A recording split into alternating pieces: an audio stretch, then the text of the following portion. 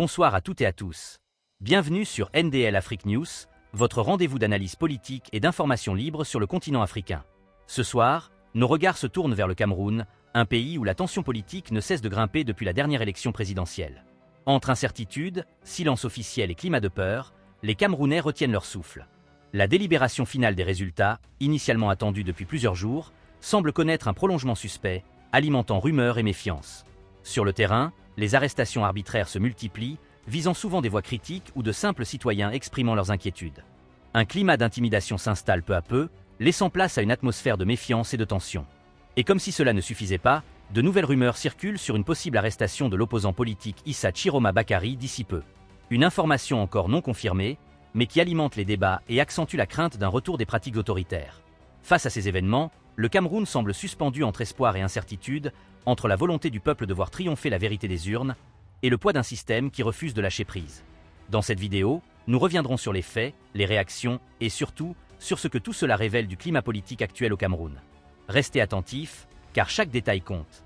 Si vous appréciez notre travail d'information libre et indépendante, n'oubliez pas de liker la vidéo, de vous abonner à la chaîne et d'activer la cloche de notification pour ne rien manquer de nos prochaines analyses. Je vous souhaite un bon visionnage. Alors, que ce soit Madame Biloa ou Monsieur Jamel qui parlait, n'est-ce pas, d'un président grabataire, rien ne marche, bref, en gros, le Cameroun est un enfer. Bon, est-ce que c'est le paradis pour l'instant, en tout cas? Non. Est-ce qu'on a l'électricité? Où existe le paradis? Je ne sais pas. Alors, est-ce qu'on a nulle part. l'électricité? Attendez, Non. mais bien sûr Est-ce qu'on a l'électricité. Ah bon? Bien sûr. Vous croyez La que... dernière fois, vous étiez au Cameroun, c'était quand? Il y a 3 mois. Et vous aviez l'électricité en bien, permanence? bien évidemment. Ah, Alors, d'accord. je vais vous dire quelque chose. Était dans Il y a le des moment, gens hein. Il devait quand ils avoir parlent un de groupe l'eau. Non, Il devait avoir un groupe électrogène, non, c'est ça. le drame, c'est que des gens ne maîtrisent absolument rien. Et je le dis pourquoi. Et je vais le dire avec autorité. Vous avez parlé de l'eau, Madame Biloa. Vous savez pourquoi? Vous savez ce qu'était le Cameroun avant? Parce que les gens disent qu'il y avait des bornes fontaines et que par rapport à ces bornes fontaines, l'eau était gratuite et tout. Mais ce que vous ne savez pas, Madame Biloa, il faut vous le dire. Vous dites que vous connaissez le Cameroun, vous ne le connaissez pas. Je vais vous le dire. Ce n'est pas parce qu'on fréquente certains milieux et qu'aujourd'hui, ces milieux vous sont fermés, madame, que vous allez commencer à cracher sur ce que vous avez profité grandement. Je vais vous dire. Non, mais je vous ai pas interrompu. Mais en même temps, ce ça que ne je vais devient pas dire. personnel. Non, D'accord. je vais En dire, même temps, ça ne peut pas devenir personnel. Parce que son combat est personnel. Non, je crois pas. Je vais le dire. J'apporte des preuves. Hein. Alors. Je ne parle pas en l'air. Alors, je vais vous dire quelque chose. Quand il y avait des bornes fontaines au Cameroun, c'est simplement parce que, au niveau de l'habitat, il n'y avait pas encore de canalisation. Il faut que les Camerounais le sachent. Et je vais vous dire, ces gens qui combattent le président, je m'inscris en faux face à ce genre d'allégation. Il a parlé d'un président grabataire. Vous vous rendez compte de ce que vous dites? Vous avez vu un grabataire à Maroua? Je crois qu'il faut être sérieux et pas jeter l'anathème sur des choses qui ne sont pas vraies. Aujourd'hui au Cameroun, j'ai l'impression qu'en matière de géopolitique, mes contradicteurs ne maîtrisent absolument rien. Je regrette de le dire, mais j'apporte des preuves. Mais j'ai le vrai combat, j'ai envie d'être Monsieur Meignet, que nous restions dans quelque chose de construit avec des éléments. C'est ce qu'on essayait de faire ensemble et c'est pour ça qu'on a fait ce plateau, pour qu'on parle de façon très très constructive. On est d'accord. Monsieur Meignet, quand vous voyagez à travers le monde, même seulement dans les pays voisins, en matière d'eau ou d'électricité, on ne peut pas dire qu'on soit les mieux lotis. On en est loin. Et ça ne vient pas juste que des bornes fontaines. Et on ne va pas revenir là-dessus. Et les canalisations. Je pense qu'on voyage tous et vous vivez. En voyageant, vous étiez à Abidjan il n'y a pas longtemps et vous vous rendez compte qu'on n'a pas le même type de problème. Non. Donc, lorsqu'on parle de ça, peut-être qu'il faudrait quand même qu'on ait un peu un regard plus ouvert et qu'on dise, on est là pour parler d'élections, les chiffres, etc. On a dit, on n'en sort pas parce que ça n'est pas possible. Mais en même temps, on vous parle d'un bilan. Le bilan, on ne peut pas dire qu'il soit particulièrement élogieux. Peut-être qu'il faut changer un peu de braquet. J'allais justement embrayer dessus. J'ai l'impression que... Allez-y, vous allez finir là-dessus. Alors, le Cameroun, que vous voyez aujourd'hui, on combat le président Paul Biya, ce sont les France-Africains qui combattent le Cameroun. Et j'ai l'impression que sur ce plateau, je suis avec des France-Africains. Qu'est-ce qu'un France-Africain? Ce sont des gens qui ont un calendrier. Non, je vais y arriver. Ce sont des gens qui viennent combattre le président Paul Biya simplement parce que il a libéré le Cameroun. Je m'explique. On n'a pas renouvelé les accords coloniaux. Tout le monde le sait. On est aujourd'hui en train de faire le Fonds monétaire africain. Ce que portait le président Kadhafi, que la France et les autres sont allés assassiner. Tout le monde le sait. Et aujourd'hui, moi je vous dis, il y a 14 ans, j'étais sur le même plateau avec monsieur le maître, et je lui ai dit ceci, ce qui se passe en Libye, il faut faire très attention. Donc il se comportait justement comme un France-africain. Ouais, Kadhafi c'est ceci, Kadhafi c'est cela. J'ai fait une prédiction, j'ai dit, vous allez voir ce qui va se passer au Sahel. Parce que il y a un arsenal en Libye. Donc, et aujourd'hui, on sait. Donc aujourd'hui, il faut à tout prix. C'est le Kadhafi d'Afrique centrale. Ben c'est clair. Ah bon? Allez-y à l'AES. Vous êtes à l'AES, forcément. Et on va vous dire que tous ces gens s'inspirent du président Paul Biya. Si on m'a pas dit ça. Ah non, non, J'ai mais pas moi je vous dis, compris. les gens avec qui je parle. On m'a pas dit Alors, ça. maintenant, le vrai combat aujourd'hui, c'est lequel? C'est la libération du Cameroun. La libération du Cameroun face à ces accords léoniens. La libération du Cameroun parce que le président Paul Biya, c'est le seul président en Afrique qui a préservé les ressources. Et quand je dis tout à l'heure que Mme Biloua ne connaît pas le Cameroun, est-ce qu'elle sait ce qu'il y a dans la réserve du Dja? Elle ne peut pas. Est-ce qu'elle sait ce qu'il y a à l'extrême nord? Elle ne sait pas. Et il y a quoi Donc, c'est pour ça que je parlais de superficialité, où des gens sont là, ils ne maîtrisent aucun dossier, mais se permettent de jeter la Nous, on nature aimerait bien sur connaître les ces dirigeants. dossiers-là, Oui, parce que justement, non. si c'est des dossiers occultes, vous Non, non, comprendrez c'est pas bien. occulte. Madame Elle Biloua a est quand même SNH. journaliste, Non, non, elle je est quand sais même bien. journaliste de renom, et je pense mais qu'en je dis que matière elle a de perdu connaissance du dossier, Elle a perdu de sa super. je pense que... Qu'elle aille à la SNH, Monsieur. qu'elle aille à la SNH, elle va comprendre beaucoup de choses, notamment la raffinerie qu'on est en train de faire. Vous savez pourquoi? C'est pour l'indépendance. Voilà. Monsieur Mais Foucault. bon, on a attendu 43 ans pour faire cette... Non, non, non, il fallait se libérer d'abord. Madame Diane. Voilà, je vous marche sur la langue. Mais franchement, Aïe. il faudrait qu'on revienne au sérieux sur ce plateau-là. Pendant 43 ans qu'on a attendu, c'est maintenant qu'on va libérer le Cameroun. C'est maintenant à 93 ans que M. Biya va libérer le Cameroun. Mais on a beau aimer M. Biya, mais il y a quand même les limites de la nature. Mais à 93 ans, qu'est-ce qu'on veut encore demander au président Biya qu'il n'a pas déjà fait pendant ces 43 ans? On nous dit sur ce plateau qu'on vient pour libérer le Cameroun. Après 43 ans de règne, à 93 ans, pour un mandat de 7 ans, il faut quand même sur ce plateau qu'on revienne au sérieux. Pourquoi? J'ai remarqué que M. Meunier, très courtois et gentil, passait son temps à ricaner, alors que le sujet est sérieux. Et quand il est en difficulté, il veut s'attaquer à Mme Biloua, et comme vous l'avez dit, cher confrère, c'est une icône. Quand on est en face d'elle, on est fier. C'est vrai. Et vraiment, il faut au moins qu'il le lui reconnaisse. Maintenant, pour en revenir au Cameroun, parce que nous ne sommes même pas là pour juger les gens. Il y a un problème aujourd'hui qui se pose. Le Cameroun est à la croisée des chemins. Le Cameroun s'est levé comme un seul homme. Moi, j'étais à Dakar, quand les gens ont voté. Avant d'entrer même dans le Cameroun, toute la diaspora, vous avez vu ce qui s'est passé? Mais les Camerounais de l'extérieur, c'est des Camerounais. Vous avez vu un endroit, un pays dans la diaspora où M. Biya a gagné les élections à part un seul pays dont je ne me souviens plus? C'est la Russie? Madame, Mais je ne désolé, vous ai pas- désolé. je ne vous ai Il pas- a- non, non, parce je ne vous que, avais pas coupé. c'est faux. Je ne vous avais pas coupé. Je prends Dakar. Mais à 20h, j'entendais les cris parce que je suis voisine de l'ambassade du Cameroun à Dakar. J'ai vu tous les résultats, mais à 20h, les Camerounais de Dakar étaient libérés et ça criait partout. Ils ont été majoritaires partout. Ce qui s'est passé là-bas, c'est passé à l'intérieur. Mais pourquoi? M. Chiroma a proposé un programme. Mais vous avez vu l'adhésion populaire des meetings de M. Chiroma? Un meeting ne fait pas une élection. C'est ce que j'allais dire. Mais quand même, ça sert un peu à donner... Un climat. Surtout que les tenants du pouvoir ont fait des meetings. Il y en a un, je pense que c'est le président de l'Assemblée nationale, qui a 10 ans de moins que M. Biya, qui a dit, quand vous serez devant l'urne, prenez la carte de RDPC, déchirez-la, vous votez blanc, mais ne votez surtout pas pour le RDPC. C'est pas de sa faute. C'est parce qu'il n'est plus là. C'est un lapsus. Non, C'est un lapsus. il n'a pas dit que ça. Hein. Il a dit plusieurs choses et ils ont été obligés de venir arracher le micro de ses mains. Tout le monde l'a vu. À Marois. Mais aussi, on a vu le président Biya.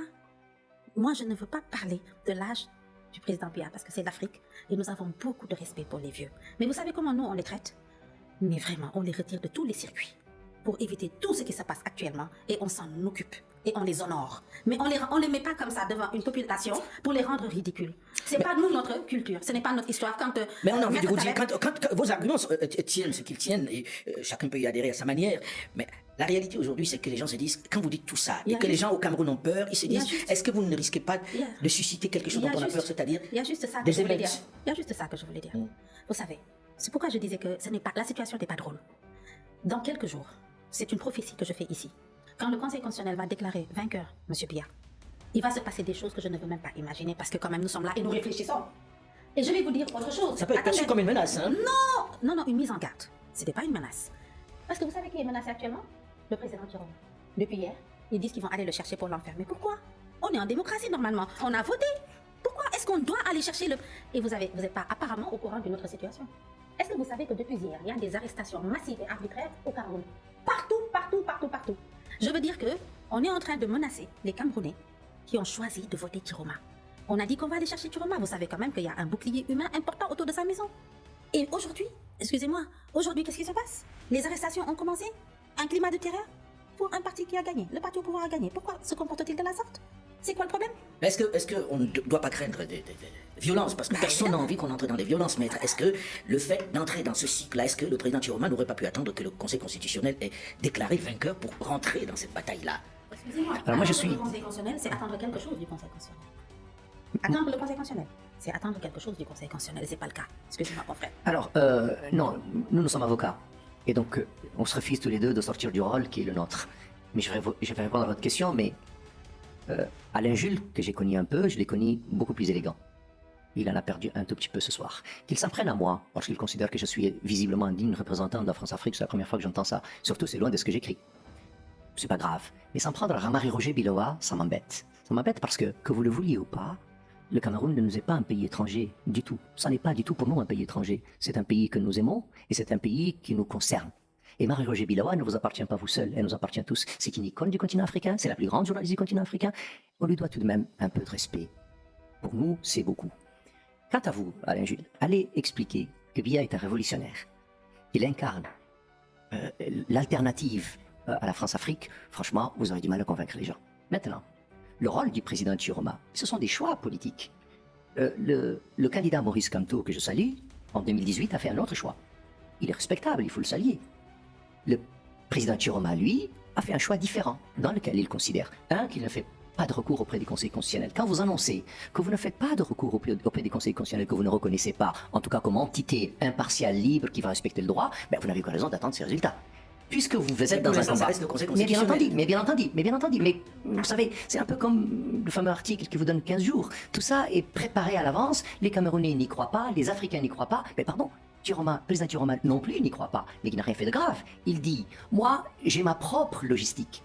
Ma logistique me permet d'avoir ça comme résultat. Vous pouvez la mettre en cause, vous pouvez même ricaner, vous en avez le droit. Mais jusqu'ici, personne ne m'a donné autre chose. Et donc, du point de vue des recours tels qu'ils me sont offerts, figurez-vous, c'est respecter le droit que d'y renoncer. Ça n'est pas une violation du droit. Vous savez, une règle, vous la faites ou vous la faites pas. À chaque fois, vous la respectez, que vous la fassiez ou pas. Est-ce que le fait de dire je suis vainqueur n'est pas une façon d'appeler les gens? Non, c'est une façon d'expliquer définitivement que nous sommes dans un pays qui est en fin de cycle, que nous sommes dans une élection qui ne ressemble pas aux autres, et que de cette façon-là, nous avons été capables, nous, en tout cas dans le cas de Tchiroma, d'expliquer la situation, de l'analyser et surtout d'en apporter la preuve. Prouvez-nous que ce que nous racontons n'est pas vrai. Jusqu'ici, encore une fois, il n'y a pas de commencement de quoi que ce soit. Si lundi on annonçait qu'il n'est pas vainqueur, qu'est-ce qui va se passer? Que j'aimerais qu'on transmette au peuple camerounais, c'est son vote. Et pour la première fois, j'ai suivi les élections passées au Cameroun. Pour la première fois, je vois un peuple camerounais debout. Faisons attention, encore une fois, pas de menaces, des mises en garde. Le peuple camerounais que je vois, que j'observe actuellement, n'a pas l'intention de se faire voler son vote. Alors, je m'adresse aussi au Conseil constitutionnel. Peut-être serons-nous tous surpris le lundi 27. Le président Tchiroma n'y a pas cru, j'y crois pas. Les résultats, encore une fois, issus des procès-verbaux, des bureaux de vote, montrent largement que M. Tchiroma a été élu par les Camerounais. Mais dites-moi, vous pensez vraiment que M. Tchiroma peut se mettre aujourd'hui devant les Camerounais et dire que j'ai gagné alors que j'ai pas gagné et que mais si lundi, on annonce autre chose, Marie-Roger, vous êtes camerounaise. Alors, moi, je verrais un scénario idéal. Ce serait que le président Biya, s'il en a encore la capacité, puisque appelle Issa Tchiroma Bakary, concède sa défaite et organise, donne l'ordre d'organiser la transition. Et là, les Camerounais vont l'escorter, vont faire un cortège d'honneur pour l'accompagner au village, comme il a dit. Mais il ne peut pas le dire s'il a gagné, Marie-Roger. S'il a gagné, il ne va pas dire ça. Question, donc c'est ça le scénario idéal, et on peut toujours rêver. Et pas du pire, mais du meilleur.